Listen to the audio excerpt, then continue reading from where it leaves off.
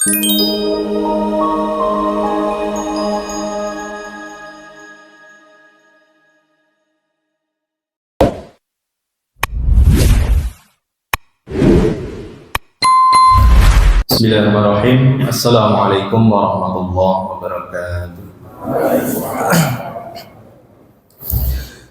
Alhamdulillahirabbil alamin. Wa bihi nasta'inuhu ala umuri dunya waddin. Wassalatu wassalamu ala asyrafil anbiya'i wal mursalin wa ala alihi wa sahbihi ajma'in. Jazakallahu. أشهد أن لا إله إلا الله وحده لا شريك له وأشهد أن محمدا عبده ورسوله لا نبي ولا رسول بعده وقال الله تبارك وتعالى في القرآن الكريم أعوذ بالله من الشيطان الرجيم يا أيها الذين آمنوا اتقوا الله حق تقاته ولا تموتن إلا وأنتم مسلمون وقال رسول الله صلى الله عليه وسلم ittaqillaha haitsuma kunta wa atbi sayyi'atal hasanata tamhuha wa khaliqin nasa bi khuluqin hasanin amma ba'du. Ma'asyiral muslimin jamaah yang dirahmati Allah Subhanahu wa taala. Pertama-tama mari kita panjatkan syukur kehadirat Allah Subhanahu wa taala. Alhamdulillah pada kesempatan sore hari ini Allah masih melimpahkan nikmat dan karunia-Nya kepada kita sehingga kita dapat berkumpul bermajelis di dalam Masjid As-Sobah ini. Mudah-mudahan kita mendapatkan keutamaannya sebagai thalibul ilmi, sebagai orang-orang yang senantiasa menuntut ilmu. Salam dan salam mudah-mudahan tetap tercurahkan kepada Nabi kita Nabi Muhammad sallallahu alaihi wasallam, kepada keluarga beliau, para sahabat beliau, para tabi'in, tabi'ut tabi'in, dan orang-orang yang senantiasa istiqomah meniti jalan beliau yang lurus hingga hari kiamat nanti. Jamaah rahimakumullah. Mohon maaf niki saya agak buru-buru. Niki wau dihubungi jam pinten, Pak? Jenengan ngertos kula griyane pundi? Kula saking Mojosongo rada ngidul Logerit. Pas adzan maghrib niku dihubungi.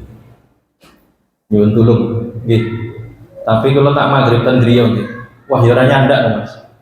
Lah pun adzan nih. Nggih, bismillah. Niki alhamdulillah menjadi napa tempo yang tercepat menuju As-Sobah. Biasanya saya sekitar 20-an menit niki kayaknya nggak sampai 15 menit gitu. Saya mampir dulu tadi sholat di masjid samping jalan di situ. Nggih, jamaah rahimakumullah, apapun kendala yang menimpa Ustaz Qosdi, mudah-mudahan Allah senantiasa memberikan kemudahan kepada seluruh urusan beliau, amin ya rabbal alamin. Jamaah yang akan dimuliakan Allah Subhanahu wa taala. Allah Subhanahu wa taala memberikan kita kesempatan untuk senantiasa terkoneksi kepada Allah Subhanahu wa taala, yaitu dengan doa-doa yang kita panjatkan kepadanya dalam setiap saat. Dari sejak bangun tidur sampai tidur lagi, semua aktivitas kita itu tidak lepas dari bacaan zikir dan doa. Bahkan dalam kondisi jenengan tidak berbuat apa-apa, dalam kondisi jenengan atau kulon jenengan ikut dalam kondisi yang tidak berbuat apa-apa, duduk nggih, mboten nyanding kopi. Nek nyanding kopi kan nyerupute maca basmalah nggih. Di situ kita juga diperintahkan untuk senantiasa membasahi lisan kita dengan zikir dan doa. Maka jamaah rahimakumullah, sarana supaya kita terkoneksi dengan Allah Subhanahu wa taala adalah dengan senantiasa berzikir dan berdoa. Kemudian dalam kesempatan sore hari ini kita akan coba meresapi salah satu makna di antara sifat-sifat Allah, yaitu Ar-Rahman. Ketika kita memohon rahmat kepada Allah Subhanahu wa taala, apa yang terbayang dalam benak kita. Barangkali kita hanya mengucapkan lafal doa itu karena hafal. Barangkali kita hanya karena lisan kita yang spontan mengucapkan. Lah orang-orang non-muslim, orang katakanlah orang-orang Nasrani, mereka itu kadang karena hidupnya di negara yang mayoritas muslim, kesandung itu soal istighfar. Percaya nggak bagian? Iya. Itu diantara berkahnya di mayoritas muslim itu begitu. Orang non-muslim pun ketika kesandung dia refleksnya istighfar. Astagfirullah. Ajaran sopo. Bahkan dalam konten yang viral itu punya anak balita solawatan Nasrani, karena mungkin sering mendengar dari toa-toa masjid. Maka apakah kita juga demikian, yang notabene kita itu sudah sebagai seorang muslim, ada yang sejak lahir mungkin sampai sekarang, atau mungkin ada yang dari pertengahan jalan yang dulunya adalah seorang non muslim kemudian masuk ke dalam agama Islam, kembali kepada agama Allah, yaitu agama Islam. Maka khusus dalam masalah lafaz ar-rahmah, iki wong mlebet masjid mau doa mboten? Doane pripun? Sareng-sareng Allahumma tahli abwaaba rahmati. Artosipun apa? Allahumma ya Allah iftahli, bukakanlah untukku abwaaba, pintu-pintu rahmati, rahmatmu. Coba kita dalami. Ketika kita memohon rahmat dari Allah Subhanahu wa taala itu apa yang kita minta? Di antara doa memohon rahmat yang diabadikan di dalam Al-Qur'an adalah doanya Ashabul Kahfi. Yang mereka itu meninggalkan kampung halamannya, meninggalkan kaumnya itu karena dalam ancaman. Ketika mereka disuruh, diperintahkan atau dipaksa untuk murtad dari keimanan mereka kepada Allah, mereka hanya ingin jawaban pasti.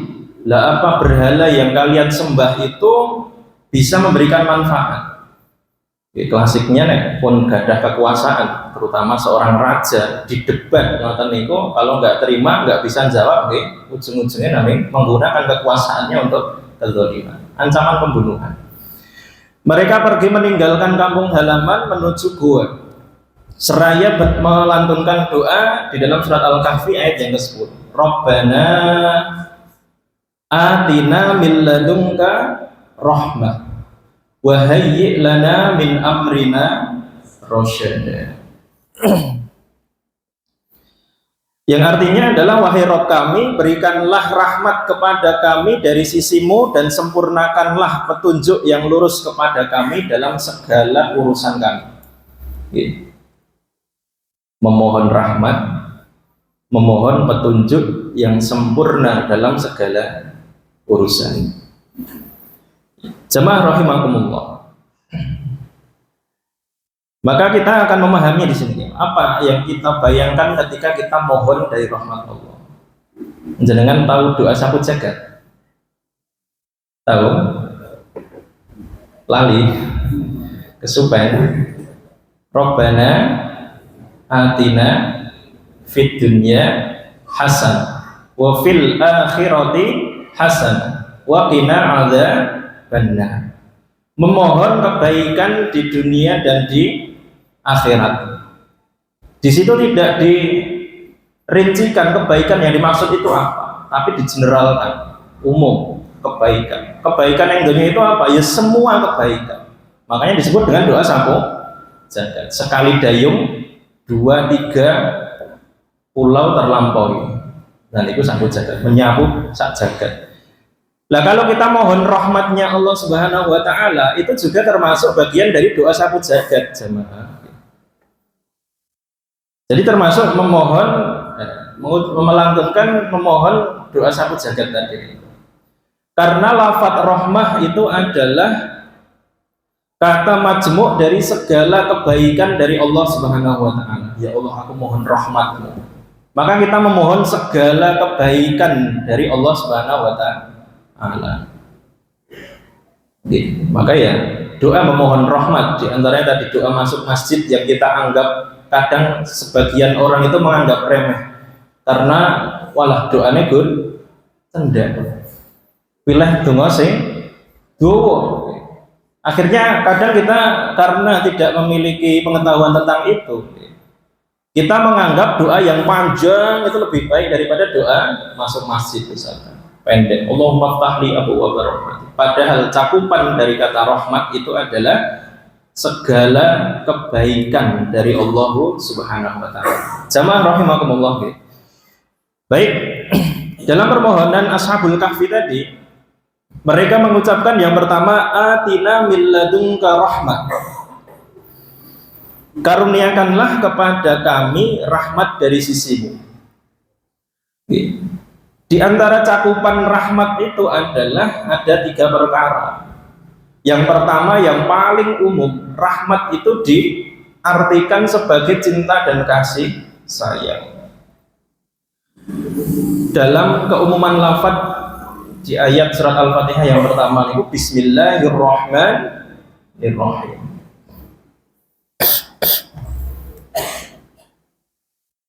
Jadi mencakup sifat Allah Subhanahu wa taala Ar-Rahman dan Ar-Rahim, yang Maha Pengasih lagi Maha Penyayang. Dijelaskan dalam tafsir bahwa Ar-Rahman itu adalah kasih sayang Allah Subhanahu wa taala secara umum untuk seluruh umat manusia, baik dia itu muslim maupun dia itu seorang yang non muslim sekalipun. Dan sifat Ar-Rahim, Ar-Rahimnya Allah Subhanahu wa taala itu adalah kasih sayang khusus untuk orang yang beriman dan bertakwa. Jadi arti dari rahmah, cakupannya yang pertama itu adalah kasih sayang Allah Subhanahu wa taala, cinta dan kasih sayang. Dan ini yang kita mohon dari Allah ketika kita mengucapkan lafaz rahmah yang kita langitkan, kita mohon ya Allah memohon rahmatmu. Maka yang kita minta itu adalah di antaranya kasih sayang tadi, cinta dan kasih sayang dari Allah Subhanahu wa taala. Wala yazalu 'abdi yataqarrabu ilayya bin nawafil hatta uhibbahu fa idza ahbabtuhu kuntu sam'ahu alladhi yasma'u bihi wa basarahu alladhi yubsiru bihi wa yadahu alladhi yabtishu biha wa rijluhu alladhi yamshi biha. Ingatlah ketika Allah Subhanahu wa taala itu sudah mencintai seseorang, baik orang-orang mukmin yang dia itu mendekatkan dengan perkara yang wajib atau perkara yang sifatnya nafilah atau sunnah.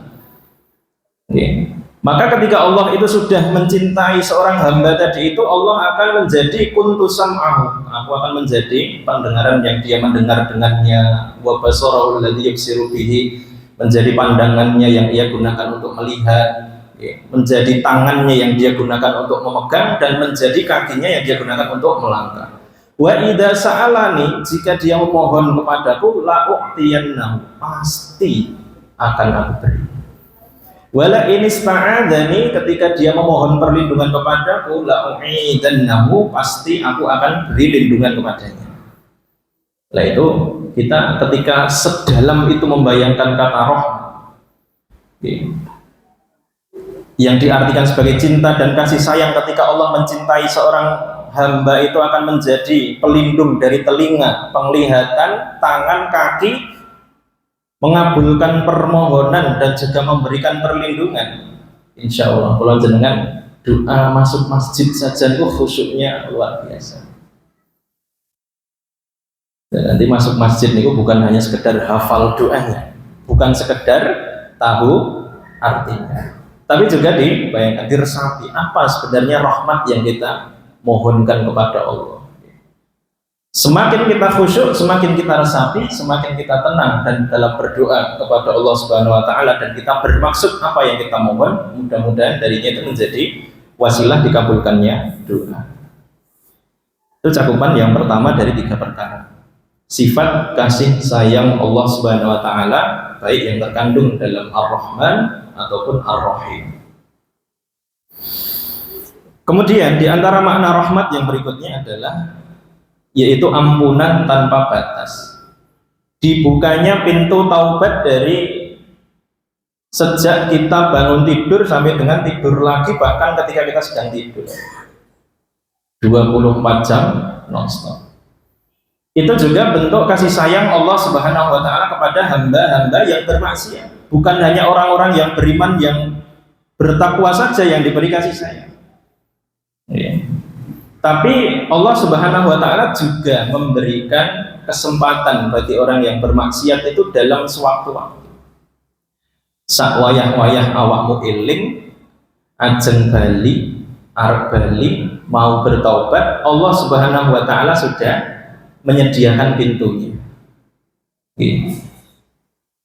Nah, itu termasuk bagian dari sifat rahmahnya Allah Subhanahu wa taala.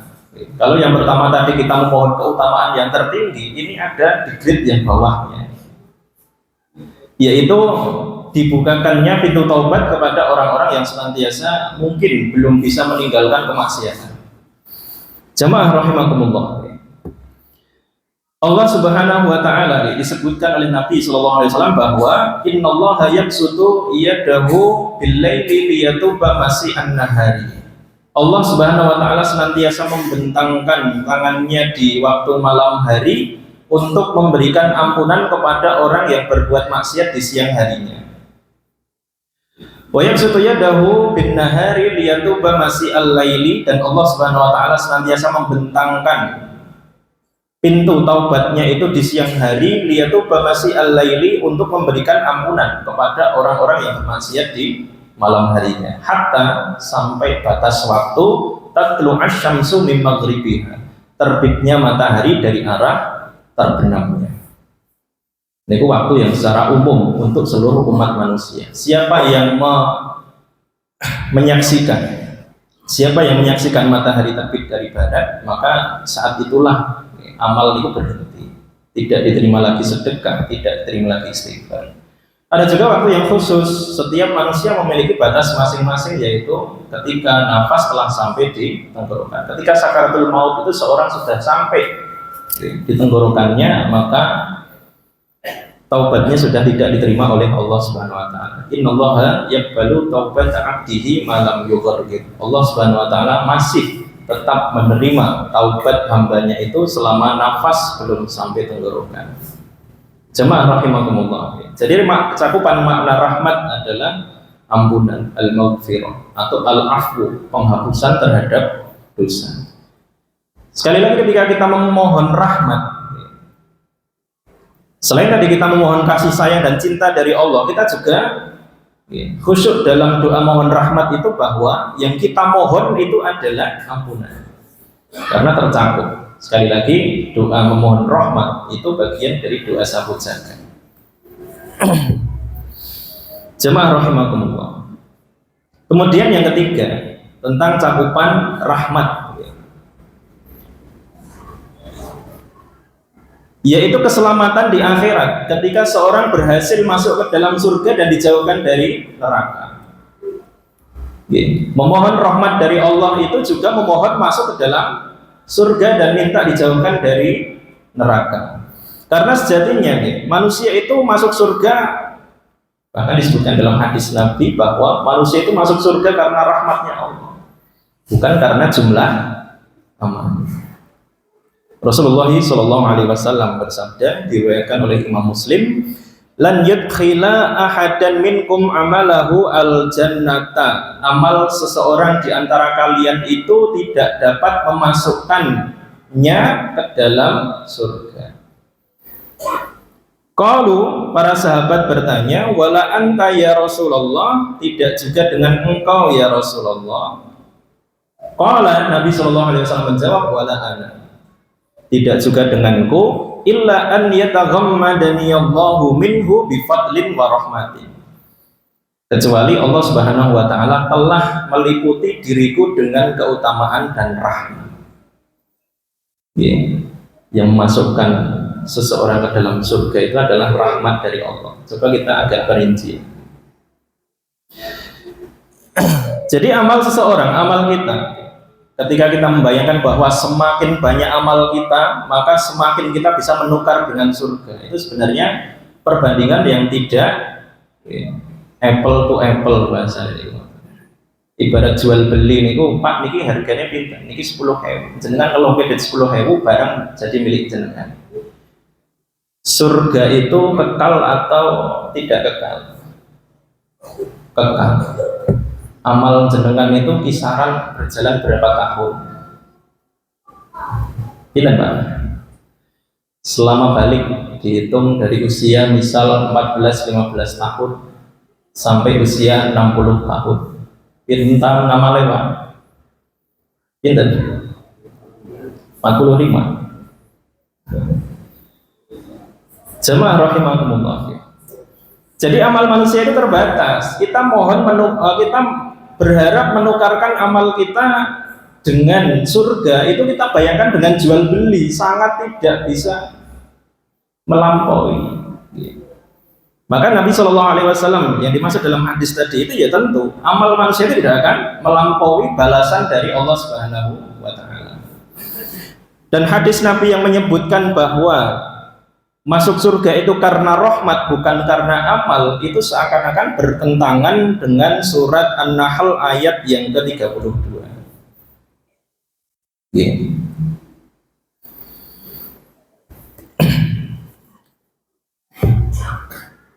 Dalam surat An-Nahl ayat 32 Allah Subhanahu wa taala berfirman, A'udzubillahi minasyaitonirrajim.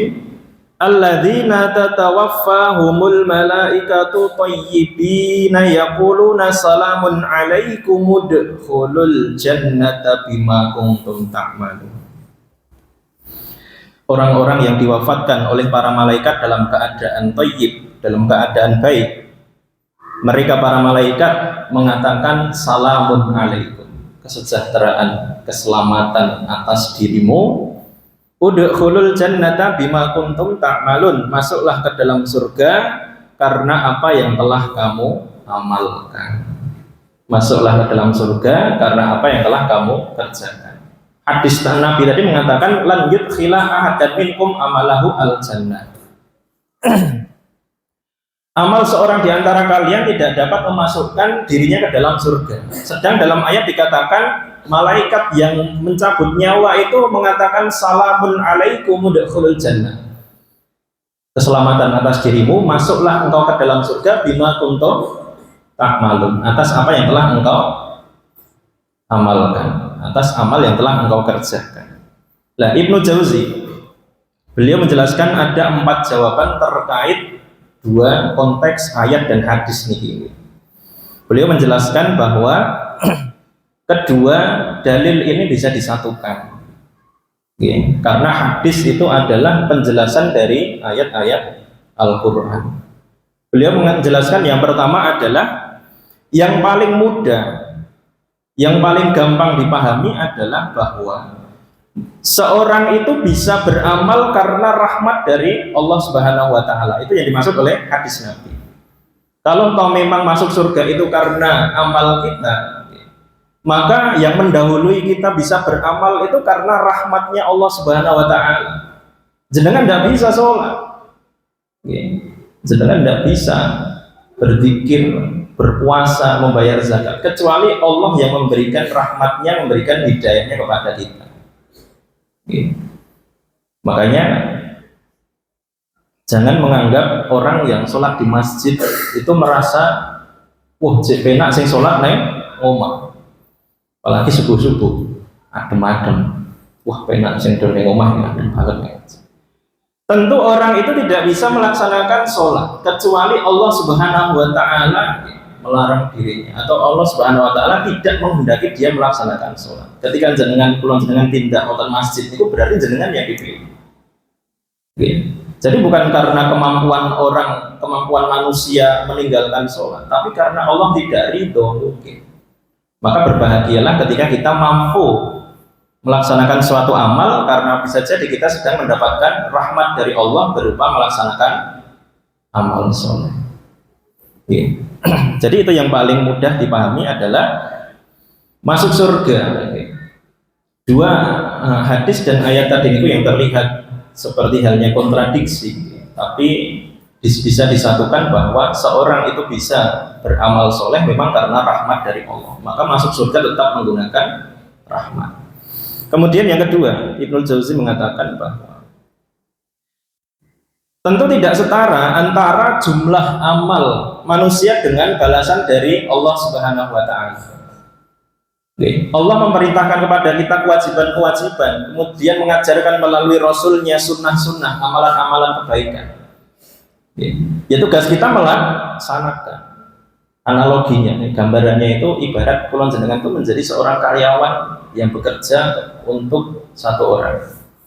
Karyawan duit bos. Kadangkala kita itu bekerja dengan tekun, bekerja dengan sungguh-sungguh, tidak pernah terlambat.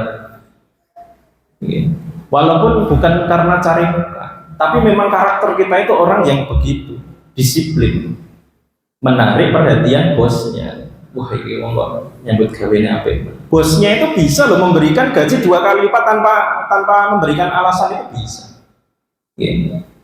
Karena suka dengan kinerja dan kedisiplinan dia, akhirnya diberikan gaji 2 kali lipat. Bahkan kadang buatan gaji. Anaknya dirabek ini karyawan. Itu gambaran dari rahmatnya Allah Subhanahu wa taala terhadap amal manusia. Kewajiban kita adalah melaksanakan amal dari Allah dan amal kewajiban yang Allah wajibkan. Ketika kita melaksanakan sebaik-baiknya, ya Allah memberikan ridho dan rahmatnya kepada kita sehingga diberi balasan yang lebih besar dari amal yang kita lakukan. Amalnya mau sidik, terbatas. Sedangkan balasannya itu surga yang begitu besar dan kenikmatan yang ada di dalam. Jamaah rahimakumullah. Itu tadi kisah tentang gini orang tulung dengan ngetos toko toserba seno grinding etan dalan. Dan itu yang duwe niku dulunya adalah karyawan dari Bapak Ibu Juli. Karena saking disiplinnya beliau itu bosnya itu sampai jatuh cinta. Wah, angel golek wong ini. Akhirnya dinikahkan sama anaknya dan diberi aset berupa toko di beberapa tempat. Pak Kemi, orang Muhammadiyah. Jamaah rahimakumullah. Nah, jadi begitu memahami rahmat dari Allah Subhanahu wa taala yang tadi itu seakan-akan kontradiksi. Yang menjadikan manusia masuk surga itu adalah rahmat dari Allah.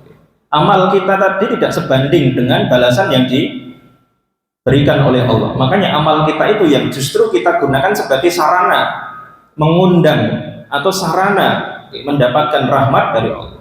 Jamaah rahimakumullah. Maka setiap kita beramal harus kita perbagus ya, karena Allah Subhanahu wa taala, supaya Allah memberikan rahmatnya kepada kita, ya kita akhirnya amal kita dibalas dengan balasan yang lebih baik berupa jannah. Kemudian yang ketiga, Ibnul Jauzi juga mengatakan bahwa dalam beberapa riwayat, termasuk dalam hadis tadi ini dikatakan bahwa masuk surga itu menggunakan karena disebabkan rahmat dari Allah Subhanahu wa taala. Sedangkan dalam redaksi hadis yang lain, Nabi SAW menyebutkan bahwa masuk surga itu karena rahmat Allah, sedangkan tingkat-tingkatan surga itu diraih karena amal soleh. Jadi amal soleh itu menjadikan kita mendapatkan derajat surga yang lebih tinggi. Di antaranya adalah hadis Nabi terhadap orang-orang yang dekat dengan Al-Quran. Ketika mereka telah mendapatkan rahmat Allah masuk ke dalam surga, maka diperintahkanlah ia untuk membaca Al-Quran itu sambil menaiki tingkatan surga. Di mana ayat terakhir yang dia baca, maka disitulah letak dia berada, mendapatkan surga ya di tingkatan itu. Jamaah rahimakumullah. Maka pendapat Ibnul Jauzi yang ketiga ini adalah memang riwayat hadis tadi ini mengatakan masuk surga itu dengan rahmat Allah, tapi untuk meraih tingkatan-tingkatan di dalam surga itu berdasarkan amalan kesolihannya. Kemudian yang terakhir, yang keempat, beliau menjelaskan bahwa ketaatan kita itu terbatas dengan waktu, sedangkan pahala balasan dari Allah itu tidak ada batas. Maka balasan yang tidak terbatas sebagai balasan bagi amal yang terbatas hanya diperoleh karena karunia dan bukan karena amal kita. Tadi tidak sesuai, tidak setara harganya antara alat tukar dengan barang yang ditukarkan, itu tidak setara. Makanya karena kebaikan dari Allah Subhanahu wa taala dan karena rahmatnya lah amal kita itu menjadi alat tukar yang diridhoi oleh Allah Subhanahu wa taala dan dibalas dengan surga. Rahimakumullah. Ya, mudah-mudahan Allah Subhanahu wa taala memberikan kita rahmatnya, senantiasa mencurahkan kepada kita rahmat. Itulah ketika kita berdoa kepada Allah memohon rahmat. Jadi tidak hanya sekedar hafalan, aku hafal doa masuk masjid, Allah maftahya wa rahmati kudus, tanpa ada apa yang kita rasakan, apa yang kita bayangkan. Ketika kita memohon rahmat, maka ada apa yang kita harapkan dari rahmat Allah Subhanahu wa taala itu, karena rahmat itu adalah isim majmu' dari segala kebaikan Allah Subhanahu wa taala. Jamaah rahimakumullah. Kemudian dalam doa tadi ini, dalam doa Ashabul Kahfi, memohon wahayyi lana min amrina rasyada, dan sempurnakanlah kepada kami petunjuk dari sisi Engkau dalam segala urusan kami. Jamaah, jadi mengapa kita harus memohon kesempurnaan petunjuk dalam segala urusan? Karena diantaranya adalah dua hal. Yang pertama, minimnya ilmu kita dalam berbagai macam lini kehidupan itu kita minim ilmu, terutama dalam masalah hukum-hukum, dalam masalah agama. Kemudian karena rentannya diri kita akan godaan setan. Nabi Adam pun dengan godaan setan dia bisa tergelincir. Kemudian Nabi Musa dengan mungkin karena amarahnya, Nabi Musa yang niatnya hanya ingin memisahkan dua orang dari suku Bani Israel dan dari orang Mesir, akhirnya Nabi Musa karena keras kepalanya orang Mesir nggak mau mengalah, akhirnya ditonjok. Sekali tonjok langsung wafat. Tanpa keras mengerikan tunjukannya Nabi Musa. Lah ini kok diakui sebagai kesalahan oleh Nabi Musa. Kemudian dari Jabir bin Abdullah radhiyallahu anhu, ia berkata, kami pernah keluar dalam suatu perjalanan, lalu salah seorang di antara kami itu terkena batu di bagian kepalanya sampai terluka parah. Kemudian ketika masuk waktu malam, ketika tidur, orang yang terkena batu tadi itu mimpi junub, ihtilam. Lah kemudian ketika bangun dia bertanya kepada para sahabat yang ikut dalam perjalanan itu, apakah ada rukhsah bagiku untuk melakukan tayamum karena aku tidak bisa? Karena aku tidak bisa mandi besar. Karena lukanya parah. Kalau terkena air mungkin lebih berbahaya. Waktu itu syariat tayamum sudah ada, tapi mungkin belum sampai kepada sahabat ini bagaimana tayamum untuk mandi junub. Padahal juga ada air kondisinya, tapi dia kondisinya luka parah di bagian kepala. Maka para sahabat yang ikut dalam perjalanan itu yang ditanya itu jawabnya, kami tidak menemukan rukhsah apapun karena kita menemukan air dan kita tidak dalam keadaan yang terjepit karena air. Nah maka ya sudah kalau begitu. Akhirnya orang tadi itu mandi dan akhirnya meninggal dunia karena lukanya terkena air. Ketika sampai di Madinah ditanyakan hal itu kepada Nabi SAW, jawaban Nabi SAW adalah sungguh mereka telah membunuhnya. Mengapa kalian tidak bertanya dahulu? Karena obat dari kejahilan itu adalah bertanya. Sesungguhnya cukup baginya untuk bertayamum dan meneteskan air pada lukanya, atau mengikat lukanya kemudian mengusapnya saja, kemudian mandi untuk anggota badan yang lain. Tayamum boleh.